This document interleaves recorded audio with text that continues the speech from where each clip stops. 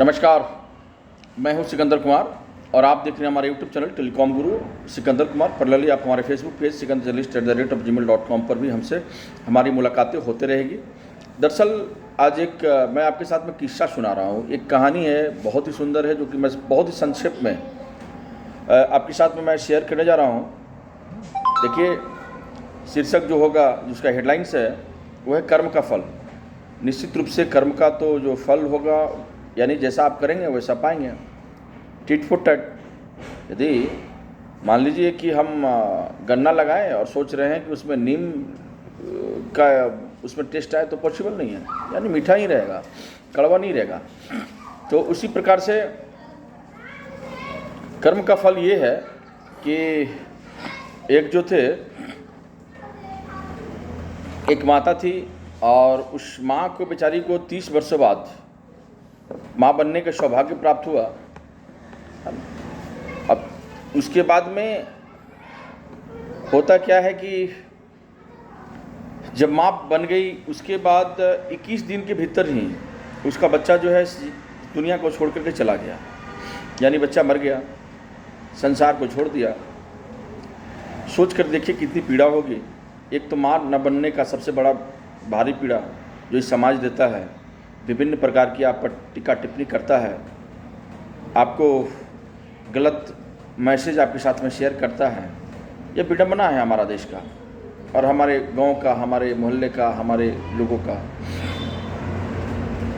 होता यूँ है कि गुजर जाने के बाद में माँ बहुत विलखती है, रोती है, चिल्लाती है, तड़पती है, फड़फड़ाती है, बहुत पेन में होती है, बहुत दर्द होती है।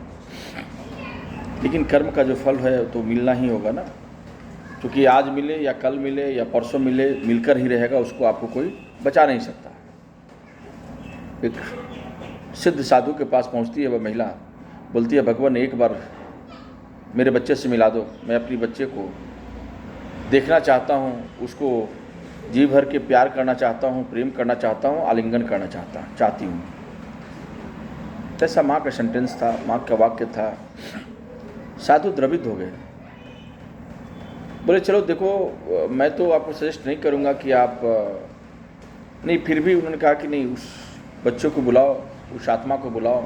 चलो देखता हूँ, कोशिश करता हूँ तुम्हारे लिए। चली गई।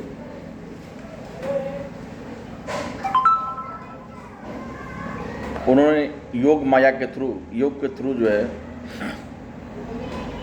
और अपनी विद्वता के थ्रू उस आत्मा को बुलाया, प्रकट किया। आत्मा आया। आत्मा आने के बाद में माँ कहती है, बेटा एक बार तू मुझे माँ कह दे, मेरी सारी की सारी पीड़ाएं समाप्त हो जाएगी। आत्मा बोला, कैसी माँ? कौन सी माँ? कहाँ की माँ? ऐसा कुछ नहीं है। प्राणी एक बार चला जाता है, उसकी सारी मोह माया समाप्त हो जाता है, क्योंकि ये जो आपकी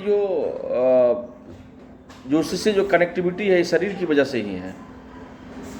और जब शरीर ही नहीं रहा तो फिर सब कुछ खत्म हो गया। इसलिए सुनो, कर्म का फल है। मैं तुम्हें बताता हूँ, तो याद करो अपने पूर्व जन्म का। पूर्व जन्म में तू मेरी सौतन थी और मैं अपने पति के लिए तुमसे बहुत गिड़गिड़ाई, बहुत चिल्लाई, बहुत रोई कि तू मेरा पति लौटा दे, लेकिन तुमने ऐसा नहीं माना और मेरी आंखों के सामने मेरा पति को ले ली। आज उसी का फल है।